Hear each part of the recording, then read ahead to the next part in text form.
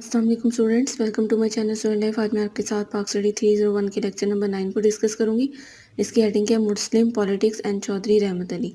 अब इसमें वो क्या कह रहे हैं कि मुस्लिम सियासत और चौधरी रहमत अली का इसमें जिक्र होगा। सबसे पहले क्या है कि दानिशवर जो है वो तहरीक की राहें पेश करते हैं, कायदीन अमल करते हैं, अवाम अच्छे सिपाही साबित करते हैं और इस तरह से कौमें अपनी कामयाबियों को सर अंजाम देती हैं। उसके बाद रहमत अली का जिक्र है कि वो एक मुमताज़ स्कॉलर्स हैं या मुमताज़ स्कॉलर्स में से एक थे जिन्होंने क़याम पाकिस्तान की तहरीक में नुमायाँ हिस्सा लिया और मुस्लिम तशख़्ख़ुस का शऊर वो रखते थे बहुत ज़्यादा। उन्होंने मुसलमानों की खातिर तक़सीम हिंद की तजावीज़ का खाका पेश किया था और ये वो शख्स थे जिन्होंने मुस्लिम रियासत का नाम पाकिस्तान रखा था। और इन्होंने पहली बार मुस्लिम रियासत के लिए अपनी तजवीज़ पेश की तो किसी ने भी इनसे संजीदगी से नहीं लिया, यानी उस टाइम पे किसी ने भी इस बात को सीरियसली नहीं लिया। मुस्लिम दानिशवर और रहनुमा हिंदुस्तान में मुसलमानों के मुस्तक़बिल के बारे में फ़िक्रमंद थे और उन्होंने मुसलमानों के महफूज मुस्तक़बिल को यकीनी बनाया।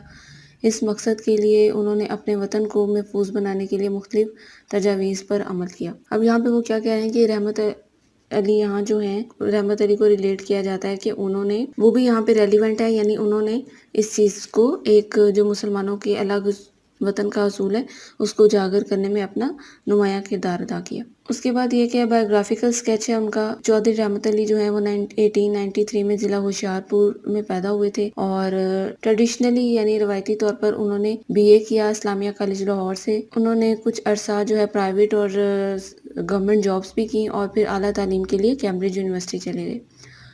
उसके बाद क्या है कि कैम्ब्रिज यूनिवर्सिटी में कुछ और दूसरे तलबा के साथ उन्होंने हिंदुस्तान के जो मुसलमान थे उनके तहफ़्फ़ुज़ के लिए एक्टिविटीज़ में अपनी परफॉर्मेंस दी और एक्टिविटीज़ को स्टार्ट करना शुरू किया।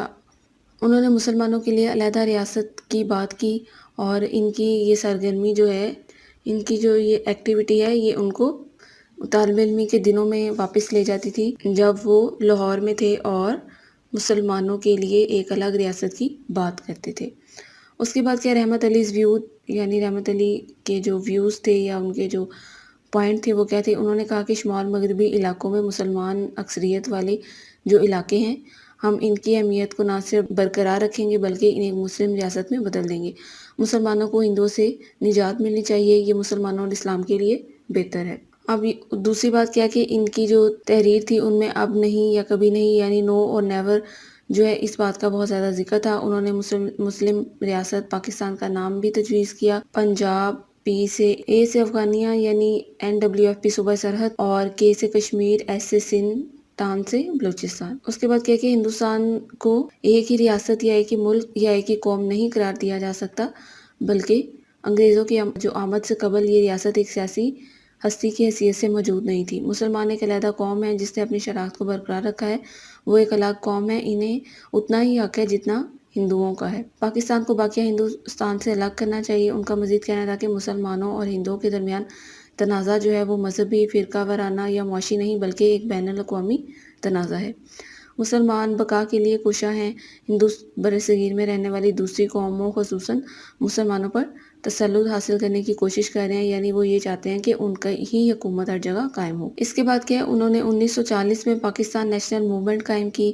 उन्होंने बंगाल और हैदराबाद के बारे में मुस्लिम इलाकों और अलग रियासतों की हैसियत से बात करना शुरू कर दी और उसके बाद क्या कि उन्होंने बंगाल के बारे में बात करना शुरू की और हैदराबाद को भी एज अ मुस्लिम एरिया करार दिया, सेपरेट स्टेट की बात की। बंगे इस्लाम जो है उस बंगाल को उन्होंने और असम और अफगानिस्तान और हैदराबाद, दक्कन ये इन पर उन्होंने मुश्तमिल किया, यानी इन जहाँ पे मुसलमानों की आबादी ज़्यादा है उनको मिला के एक मुस्लिम इलाके बनाने चाहिए। इसके बाद क्या है कि उन्होंने 1948 में पाकिस्तान का दौरा किया और यहाँ की जो फ़िज़ा है वो उनको अपने मुताबिक नहीं लगी। सो उन्होंने वहाँ से कैम्ब्रिज का रुख किया, वापस चले गए। वो 11 फरवरी 1951 में वहाँ पे उनका इंतकाल हुआ। उसके बाद हिज कंट्रीब्यूशन है, यानी उनकी जो शराकत है वो देखते हैं। इसमें क्या है कि रहमत अली की ये हमेशा की एक चमकती हुई शराकत है कि उन्होंने मुस्लिम रियासत का नाम रोशन किया। उन्होंने कहा कि बहैसियत कौम हिंदुस्तानी मुसलमान एक अलहदा वतन के मुस्तहिक हैं। उन्होंने जो जदीद दौर था, यानी जो उस टाइम का जो प्रेजेंट दौर था, असर हाजिर था, اس کے مقابلے میں اسلامی افکار کو آفاقی اور سچائی پر غور کرتے ہوئے مستقبل کا ایک پوائنٹ آف ویو دیا، یعنی انہوں نے یہ کہا کہ اسلام کو سوچیں اور اسلام کے جو اصول ہیں ان کو عمل کرتے ہوئے اپنے مستقبل کو حاصل کریں۔ جب قرارداد لاہور منظور ہوئی تو اسے فوری طور پر قرارداد پاکستان بھی قرار دے دیا گیا، اور یہ ہندوستان کی تقسیم ہندو مسلم سوال کا ایک واحد سولوشن تھا، حل تھا، لیکن رحمت علی نے اس کو لاہور قرارداد اس سے بہت پہلے ہی تجویز کر دیا تھا۔ تو یہ آپ کا آج کا لیکچر تھا، لیکچر نمبر 9۔ اس میں اب آپ کو امپورٹنٹ بتاتی ہوں کیا ہے۔ سب سے پہلے اس میں جو رحمت علی ویو ہے یہ امپورٹنٹ ہے، صرف اس میں یہ پارٹ امپورٹنٹ ہے، سبجیکٹیو کے لحاظ سے صرف یہ پارٹ امپورٹنٹ ہے۔ اس کے علاوہ اگر آپ آبجیکٹیو کو دیکھیں تو اس میں کافی سارے پوائنٹ آ جاتے ہیں، جیسے انہوں نے پاکستان کا نام تجویز کیا، ٹھیک ہے، ہی کوائنڈ دا نیم پاکستان۔ اس کے بعد دا مسلم ڈیش and leaders were concerned about the future of the Muslims in India, the Muslim intellectuals. اس کے بعد بایوگرافیکل اسکیچ میں اگر آپ دیکھیں تو وہ کہاں پیدا ہوئے اور کب پیدا ہوئے یہ امپورٹنٹ ہے۔ اس کے بعد انہوں نے کیا کیا ہوا تھا، بی اے کیا ہوا تھا، کہاں سے کیا ہوا تھا، اسلامیہ کالج سے، یہ امپورٹنٹ ہے۔ اور اس کے بعد وہ کہاں گئے تھے اعلیٰ تعلیم کے لیے، کیمبرج یونیورسٹی، یہ امپورٹنٹ ہے۔ اس کے بعد رحمت علی ویوز میں پی سے کیا تھا، اے سے کیا ہے، کے سے کیا ہے، ایس سے کیا ہے، اور تان سے کیا تھا، یہ امپورٹنٹ ہے۔ اور نو اور نیور کس کا سلوگن تھا، یہ بھی ان کا سلوگن ہے، انہوں نے کب دیا، یہ 1933 جنوری میں، یہ امپورٹنٹ ہے۔ اس کے بعد انہوں نے ایک موومنٹ اسٹیبلش کی تھی، پاکستان نیشنل موومنٹ کب کی تھی، 1940 میں، یہ آپ نے یاد رکھنا ہے۔ اس کے بعد وہ کب انہوں نے پاکستان کا دورہ کیا، یہ آپ نے یاد رکھنا ہے، 1948 میں۔ اس کے بعد ان کی وفات کب ہوئی، یہ آپ نے یاد رکھنا ہے۔ تو اس میں یہ امپورٹنٹ تھا، امید ہے آپ کو سمجھ آ گیا ہوگا، پھر بھی کوئی کنفیوژن ہو تو آپ پوچھ سکتے ہیں۔